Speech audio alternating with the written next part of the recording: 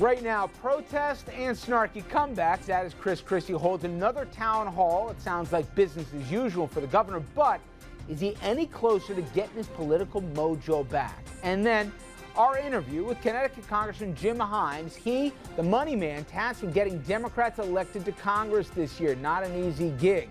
And with polls turning against the president, it's getting trickier by the month. And later, missing one airplane? Well, everyone with a cable box, it seems, got a theory on where this jet is. So why is the Malaysian airliner whodunit so interesting to so many people? Good evening, everybody, and welcome to RFL. I'm Richard French, and thanks so much for joining us this Tuesday evening, March 18th. Now, it has been a staple of the Chris Christie comeback tour, if you want to call it that, ever since the GW Bridge and a slew of other scandals tripped up the New Jersey governor. But today, there was a twist in the game plan. A town hall, he's had them before, but this one was for the first time in less friendly territory. I'm talking about Middlesex County, where Democrats outnumber Republicans by pretty much a 3-to-1 ratio.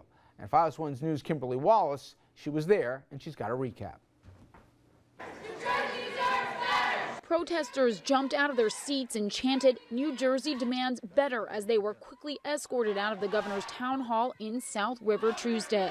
We are here to organize as students to hold Christie accountable for the money that he has not given to the victims of Hurricane Sandy. I felt there wasn't really a lot of press surrounding the $4.8 million that are being used to build luxury apartments in New Brunswick, and that money is being taken out of Hurricane Sandy relief funds. New Jersey demands better! Christie sipped his water bottle as the dozen or so students were removed. Oh, congratulations, everybody. You have now seen the latest gift given to you by the public sector unions in the state of New Jersey. They lose at the polls perpetually, and so what they want to do is come here and disturb your ability to be able to ask questions. So it's fine. Told you it was going to happen. I am a soothsayer. The Rutgers Student Union members say they planned the protest after last week's town hall in Mount Laurel, where a similar protest grabbed headlines. This time, before the governor started taking questions, he warned the 400 people in the crowd of the Communication Workers of America's plan to plant protesters at his town halls. Their latest gambit is to recruit people to come here and stand up and start yelling and screaming when you start to ask your question. Do me a favor, when they start to do it, they will be removed. Wait, be patient till they're removed. The Rutgers students deny they're connected with the CWA, which is a state employee union. The CWA responded saying, quote, blaming CWA insults all the students, end quote. Christie continued to take questions after the crowd quieted. Although no one asked him about the GWB lane closure investigation, Bill Miller did inquire about the governor's plans to investigate recent allegations of misuse of funds in the city of Newark during now Senator Cory Booker's time as mayor, an issue the Legislative Select Committee on Investigation examining the GWB scandal say they don't have time for right now. The executive branch is not going to sit by idly when you hear some of the stories that we've heard about what went on with the Water Authority and other things that has happened in Newark, and things that are happening in Newark as we speak that are potentially disturbing. So we're going to look at it very closely. We are looking at it very closely. And as soon as we have the facts gathered, you will hear from us. Before the protest, Governor Christie also talked about efforts to move forward with more buyouts in the area, which was devastated by Superstorm Sandy and years of flooding problems. In South River, Kimberly Wallace, Fios 1 News. Now, Christie needs these town halls to help stop his free fall in recent polls. Fairleigh Dickinson's, they put out some recent numbers here which shows his approval rating underwater for the first time.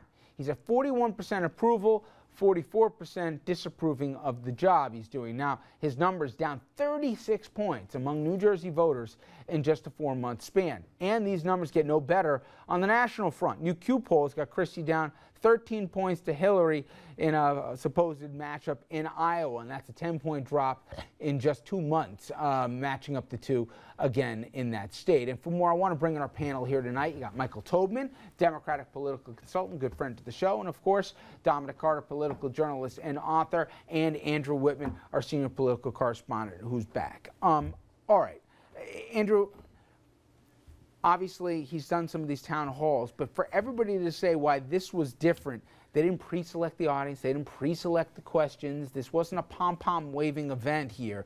This was folks that weren't crazy about Christie, but They knew what they were doing, and they still put him in the line of fire. What does that tell you about why they chose to do this event in this venue? Well, I think they're starting to roll him out into other places. He had been in the South along the shore, places where he's polled well, places where he's done well in terms of the Sandy funding. This was the first questionable location because Middlesex County is very Democratic. You said it's nearly 3-1.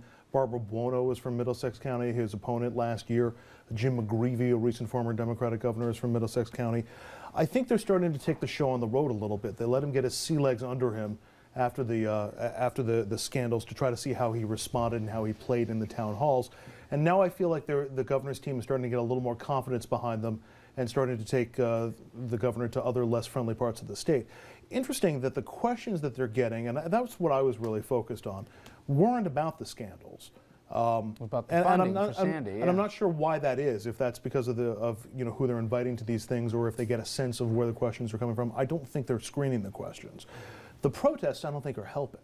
I think the protests, he's able to play them off, as you heard in Kim's piece, and he's able to say, well, these are just my enemies acting out against me, and don't let them derail this process.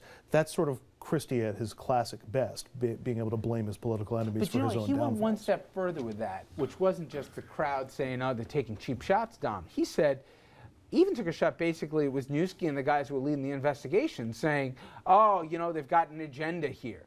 That's the first time I'm hearing him say, which was different than I'll be completely as helpful as I can through this investigation. He's claiming there's political agendas at work that are trying to bring him down. We're seeing some of the old Christie right now, and nothing that we see with him is contrived at this point. This is part of a plan. Well, in my opinion, we're seeing a governor that realizes that his political future is dwindling down right in front of his eyes, and he's doing everything that he can to try and save himself. He's resorting back to the Chris Christie that has been very successful. But frankly, Richard, this governor has gotten away when it comes to town hall meetings with murder, pre-selecting everything, determining who's going to ask the question. The democratic process doesn't work that way. Most politicians I know, they may stack the crowd a little bit, but they don't control all the questions the way this guy does. I remember going on listening tours, remember with Hillary, when we had to trace all over. But that's Hillary Clinton. Yeah. He's no Hillary Clinton. Well, Michael, if I get an opposite read of Dom, who might be right on this, but they might see, wait a second, Stepien, who, by the way, got a job, okay, and Bridget Kelly, who's not really speaking. Right?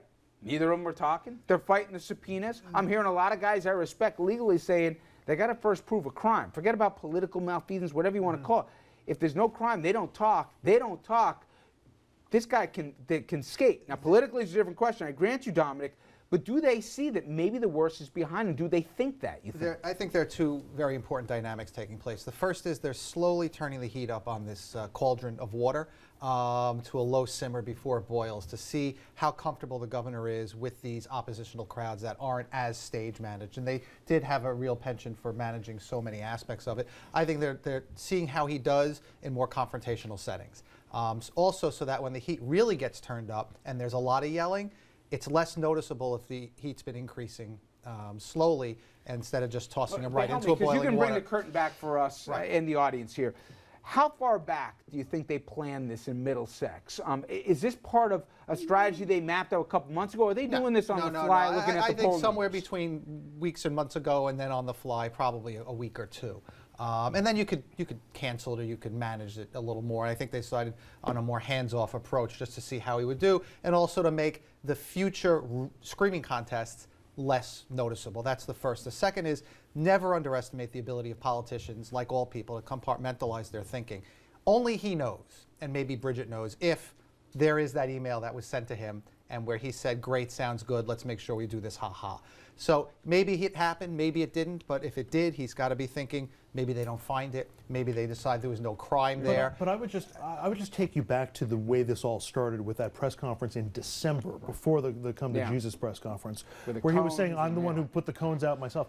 They were so wrong at so many turns of where this was going to go and how much information there was out there. If I was on his team, I would advise him to be very cautious about trying to come off as overly cocky or trying to spin this too hard as though the worst is behind But he'll turn around him. and say, you know what, Andrew?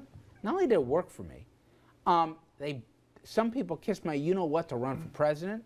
I'm head of the RGA right now. He's going to turn around and say, also a where's he McCain going in thing. the next couple of days? Right. It's also He's a going to be McCain going to doing a thing. national speaking thing at the RGA with all this going on. He says, where's really been the fallout? Yeah, I see the polls. I've gotten beaten up here. But I'm still head of the Republican Governors Association. I'm still, going to be going on the Sunday shows sooner than later. I think he believes, maybe you guys disagree with me, that the worst is behind me. There are a lot of constituencies. There's the RGA, there's the national audience, there's a presidential campaign, there's this idea like McCain, you just hang out and you answer every question until they're exhausted and there are no more questions to ask. But in the background, and not really in the background anymore, on the stage as well, are the investigators and the lawyers. And if they turn something up, the rest of it. But do you guys think if they haven't gotten them yet, I mean, we're mid-March, in the latter part of March now. If they haven't gotten them yet, the worst. U.S. attorneys, they operate very slowly. There's no schedule. They go to the beat of their own drum. They don't rush for anyone. They don't come up and come back with an indictment just because the media expects. Did you think by March, though, somebody would have flipped and taken an immunity deal? Oh, someone would have flipped. Yeah. No, I believed all along that his top aides were going to float with him or die with him. From a political standpoint, it's advantageous to his opponents to have this come out drip by drip by drip, and we've been saying that from the get-go. It's more dramatic for TV if they've got all of their cards and they can just reveal them at the end of the hand, and that happens sooner rather than later. But they want to be able to let this come out very slowly so that it continues to damage him as we move towards 2016. Let's remember, if they don't find something and if that doesn't turn up, he is a formidable Republican presidential candidate. So that's absolutely still. Damaged goods, he's a wrap. It's over. He had 2016 problems before all this. Right. Remember that. He had, as I've said, that road show that he takes on in New Jersey, it's not going to fly in Iowa. Trust me on that. Now, coming up next, DREAM Act turns into a political nightmare when it comes to the New York State Senate. So why would a popular Democratic measure fall flat in the Senate, which got more Democrats, really, than Republicans? Somebody's going to have to explain this one to me. We'll give the panel a shot after this.